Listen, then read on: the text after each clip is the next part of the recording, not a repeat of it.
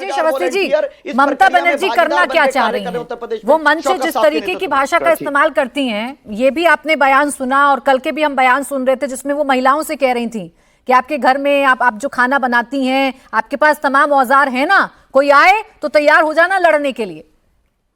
यही बात मैं कह रहा था प्राची जी कि जो एसआईआर के बारे में इतनी बिल्कुल खुल करके जिस तरीके से जिस अंदाज में बोल रही हैं, वो हुमायूं कबीर के बारे में एक शब्द भी नहीं बोली। तो ये किसके साथ है हुमायूं कबीर, ये साफ हो जाना चाहिए, पहली बात।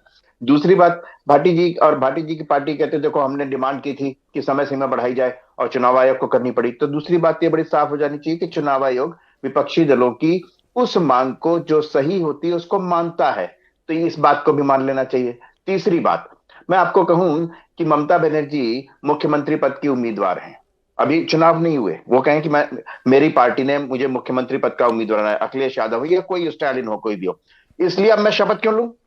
मैंने तो चुनाव जीत लिया, उसी नाम पे तो जीता है, मैं शपथ क्यों लूं इस बात के लिए? ये तो सबको मालूम है, मैं इसी नाम पे चुनाव लड़ा था, इसी नाम पे, इसी बात पे जनता ने मुझे वोट दिया, इसलिए अब मैं शपथ क्यों लूं?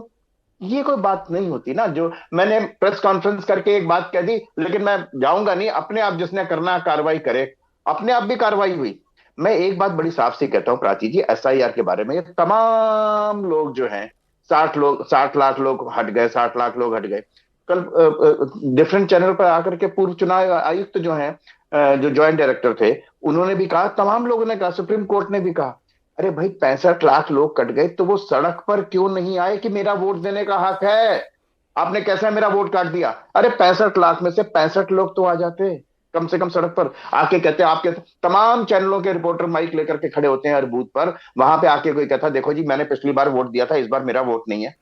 एक आदमी नहीं आया। यह है हकीकत, यह है सच्चाई।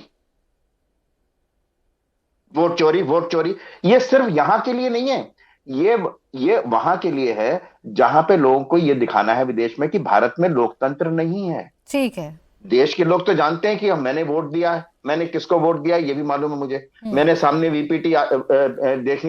एक बात जो अवनीश जी आप कह रहे हैं, फिर मैं फैज खान साहब आपके पास आऊं, बस भाटी जी से एक छोटा सा जवाब इस बात पे ले लेती हूं। बस एक बात जो अवनीश श्रीवास्तव जी ने कही, राजकुमार भाटी जी, एक तो ये कि विपक्ष अगर मांग कर रहा था, चुनाव आयोग ने मानी है, तो ऐसा नहीं कि विपक्ष एक तरफा काम करता है, वो विपक्ष की भी सुन रहा है चुनाव आयोग। और दूसरा ये कि अगर वोट कटते हैं, कहीं पर परेशानी है, तो लोग भी तो सामने आएंगे ना, आप भी शिकायतें करेंगे, लेकिन ऐसा होता नहीं है, सिर्फ बड़ी बड़ी बयानबाजी सुनाई पड़ती है। हुआ है बिहार में, अमोर कॉन्स्टिट्यूंसी में बिहार अगर चुनाव आयोग हमारी शुरू में मांग पूरी करवाया था तो हम मानते हैं कि हमारे कहने से समय बढ़ाया है। अब तो वो मजबूरी में बढ़ा रहे हैं क्योंकि काम पूरा नहीं हुआ है। दूसरे आपने जो सवाल किया, मैं आपको 2 उदाहरण देना चाहता हूं। रामपुर में विधानसभा का चुनाव हुआ 2022 में, 56% वोट पड़े, 56% वोट पड़े। और 2024 में उपचुनाव हुआ, मात्र 33% वोट पड़े। क्यों कम पड़े? आधे वोट क्यों पड़े? क्योंकि वहां पुलिस लाठी बजा बजा के मतदाताओं को बूथ तक जाने से रोक रही थी। क्या ये चुनावी धांधली नहीं है? क्या ये वोट चोरी नहीं है? क्या चुनाव आयोग इस पे आंख मूंदे नहीं बैठा था? बिहार में 10-10 हजार रुपए महिलाओं के खाते में डाले गए, क्या चुनाव आयोग ने आंखें नहीं मूंद ली थी? उत्तर प्रदेश के सारे उपचुनाव में पुलिस आईडी चेक कर रही थी, जबकि चुनाव आयोग का नियम है पुलिस आईडी चेक नहीं कर सकती। उस पर चुनाव आयोग क्यों चुप बैठा रहा? कितने पुलिस अधिकारियों के खिलाफ जवाब मैं दूंगा। हमने 18,000 पत्र दिए थे 2022 इतना सारा अन्याय हो रहा था राजकुमार भाटी जी, और देश में सब खामोश हैं, आप खामोश हैं, वोट के दरवाजे नहीं खटखटाए जा रहे हैं। ये थोड़ा सा अटपटा लगता है। जब सब कुछ इतना गलती हो रहा था, चुनाव इतने कॉम्प्रोमाइज हो रहे थे, तो आप लोग बड़ी शांति से वोट पढ़ने दे रहे थे। बड़े सवाल है सर, कितने आंदोलन आपने किए, ये बताना होगा। मैं आ रही हूँ अवस्थी जी, बस फैज खान जी को एक बार चर्चा में ले आऊं, उसके बाद फिर मैं आपके पास आ रही हूँ। फैज खान जी, आपने सुना विपक्ष के बयान भी, आपने सुना सत्ता पक्ष के बयान। भाटी जी का छोटा सा जवाब देना है, बहुत छोटा सर। डीजी के शर्मा जी 20 सेकंड में प्लीज बोले। मैं केवल भाटी जी को बताना चाह रहा हूं कि इतना कुछ आप बिहार के संदर्भ में यहाँ के कह रहे हैं। कल बिहार के चुनाव के प्राची जी 45 दिन पूरे हुए। चुनाव आयोग का कानून है कि 45 दिन के अंदर आप जो है चुनाव संबंधी याचिका दायर कर सकते हैं। मैं पूछना चाहता हूं, ये समाजवादी पार्टी या कांग्रेस पार्टी या आरजेडी, ये सारे जितने भी ये घमंडिया गठबंधन के लोग हैं, एक भी केस चुनाव से संबंधित 45 दिन के अंदर दायर किए हैं चुनाव अनियमितता को लेकर? और अब 45 दिन पूरे हुए, अब भाटी जैसे लोग देश के अंदर गुमराह करने के लिए इस तरह का झूठा 2023 का 2022 चले ठीक है, ये एसआईआर पर कौन झूठा है कौन सच्चा है, किसकी बातों में कितना दम फैज खान जी नजर आ रहा है। हम तो ममता बनर्जी को भी सुन रहे हैं, बहुत एग्रेसिव है, हम बीजेपी को भी सुन रहे हैं, वो बता रही है कि ये निष्पक्षता द्वारा की गई कार्रवाई है। कौन सच है इसमें? मैं रुक जाए तो प्लीज। बस एक बात स्पष्ट आपको करना चाहूंगा आदरणीय प्राची जी, इस देश की राष्ट्रवादी सरकार ने, मोदी जी ने ऐसा दमदार स्प्रे मारा है कि कीड़े मकोड़े दीमक जो इस देश को खोखला कर रहे थे वो बिलबिलाकर बाहर निकल रहे हैं। हाँ, घर वालों को भी थोड़ा स्मेल परेशान करेगी, यानी थोड़ा उथल पुथल होगी, लेकिन घर साफ हो जाएगा तो थोड़ी बहुत परेशानी हम झेल लेंगे।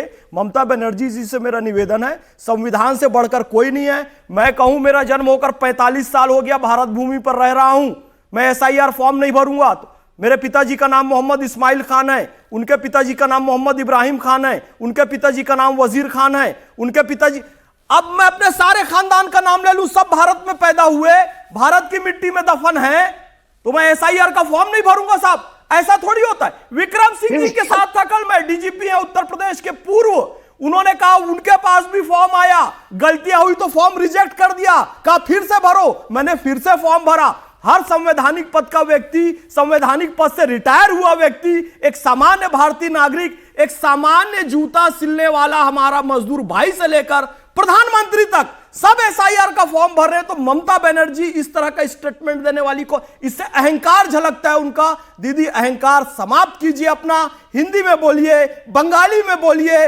हुम्बा हुम्बा रुम्बा रुम्बा डम्बा डम्बा बम्बा बम्बा, ये भाषा अब नहीं चलने वाली है। अच्छा चले ठीक है, एसआईआर एक बड़ा मुद्दा तो बनता जाए, बहुत छोटा जवाब दीजिएगा आग साहब, मेरे पास समय खत्म हो रहा है। सब कह रहे हैं ये अहंकार है। देखिए आपके साथी जो इंडिया अलायंस के हैं, अखिलेश यादव जी ने फॉर्म भर दिया।